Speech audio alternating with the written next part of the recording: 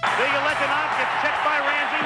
McClanahan is there. The puck is still loose. 11 seconds. You've got 10 seconds. The countdown going on right now. Morrow up to Schultz. 5 seconds left in the game. Do you believe in miracles? Yes! Unbelievable.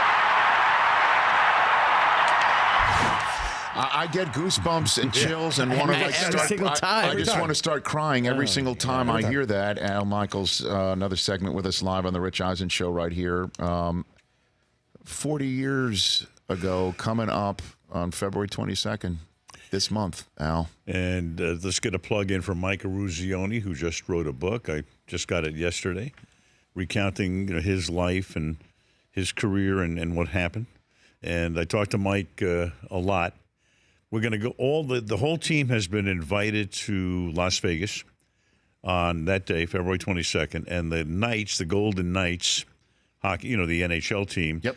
They have a game that night, and they want to honor the team. So they're bringing everybody in, and I'm kind of like the mascot of the team. So, no, I'll be in there too. And I talked to Mike a lot. That's really going to be a lot of fun. But I mean, to think that it's 40 years is crazy, Rich.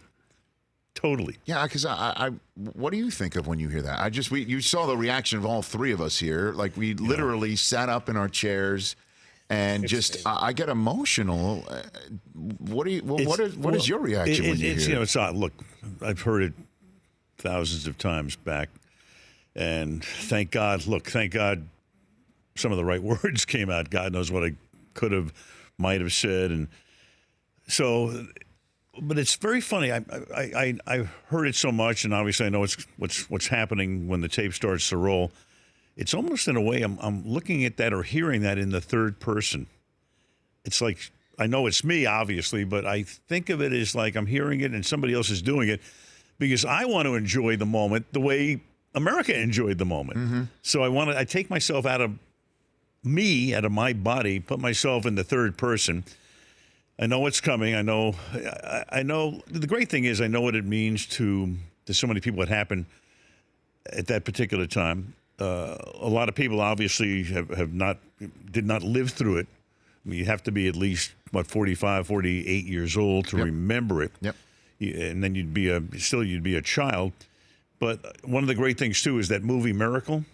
That was terrific. And even though there's some literary license taken in that movie, it's not a documentary. I mean, HBO did a fantastic documentary that came out back in 2000. That was the real deal story. Right to the nth degree. But the movie captured the essence of what took place. And I mean, even to this day, I talk to a lot of, kids coaches who will play the movie the night before the game. And it will inspire the kids. It put the story in perspective. And even to this day, it's Chris Collinsworth, but I can't. Is that really Collinsworth calling right now? I can't take the call right now on Rich Eisen's show, Chris. I'll call you right back. Aloha. Sorry, I brought this out here to read the Mahomes notes. Do you believe in Collinsworth? Collinsworth. Yes! So sorry. Anyway. That's what we call a priceless moment. That is a priceless moment. Fantastic. But anyway, that whole story is so good. And I've said this many times, and you and I have talked about it. There are so many things you remember where you were, and none of them are very good. I mean, most recently, Kobe. Right. A lot of people will always remember when they heard that 9/11, the Challenger goes. I mean, all of these horrible things. People remember where they were if you're of a certain age, and they smile, and it's an exultant moment instead of a depressing moment. And it's still, it's wonderful to talk about it. People say, do you ever get tired of people talking to you about it? No, are you kidding me? It's great. People love it. And here we go 40 years later, Rich. Crazy. And we talk about coaching all the time. Obviously, Andy Reid today, that 21-year-long slog for him to finally reach that mountaintop. Right. And 2 more coaches getting in the hall, and Cowher and Jimmy Johnson. What was Herb Brooks like? Because he, unfortunately, will not be in Vegas with you and the rest of the team on February 22nd to celebrate the 40th anniversary. What was Herb Brooks really like? Well, Herb died in a car accident, I guess, 12 or 15 years ago. He was through and through a hockey coach is what he was. And, I mean, just to think about what he did after the Olympics. He coaches his team. They pull off what Sports Illustrated ranked as the greatest sports moment of the 20th century, at least in terms of United States sports. What did he do? I mean, here's a guy who could have gone around the country, been honored and celebrated in parades, you name it. He could have been the king of America. 2 weeks later, what is he doing? He's in Davos, Switzerland, coaching a Swiss club team because Herb Brooks was a hockey coach. And when we were all gathered at Madison Square Garden, and Sports Illustrated, in conjunction with CBS, put on at the end of the century affair at Madison Square Garden, and they ranked it as the top moment of the 20th century, sports. And Herb and they had me introduce the team, and we're walking down off the stage, down a little staircase, and I'm walking next to Herb, and he said, how could they vote that the number one moment?